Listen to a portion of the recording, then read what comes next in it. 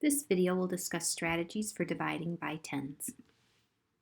So when dividing by any number, one way to think about it is how many tens are in this total, this dividend. That's that first number that we see, the total.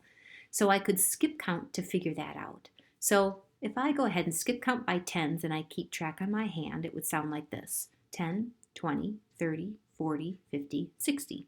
So if you were keeping track on your hand, you notice that there were 6 groups. I skip counted 6 times and I got to that number 60. So because of that, I know that 60 divided by 10 is 6.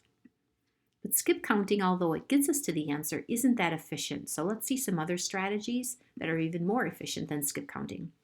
One way to think about 80 divided by 10 is in unit form. So you'll see this second line here is showing me 8 tens divided by 10.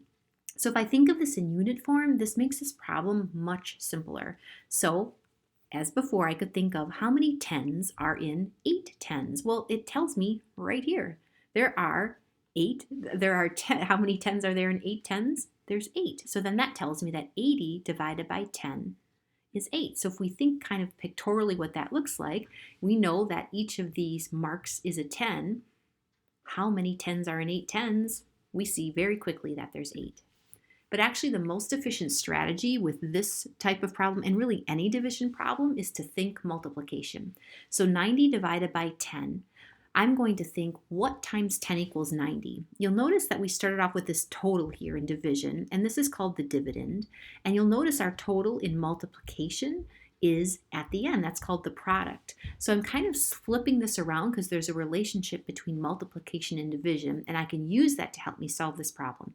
So if I know that 9 times 10 is 90, that I can use to help me figure out 90 divided by 10 is 9. I just used that multiplication problem to figure out the division problem. So a couple more examples. 30 divided by 10. My most efficient way would really be to think about what times 10 is 30. If I know that multiplication problem, I can quickly solve the division problem.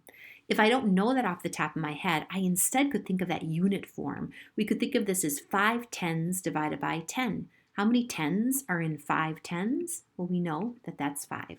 So when dividing by 10, think first if you know the multiplication fact, and if you don't, think about how many tens are in the dividend.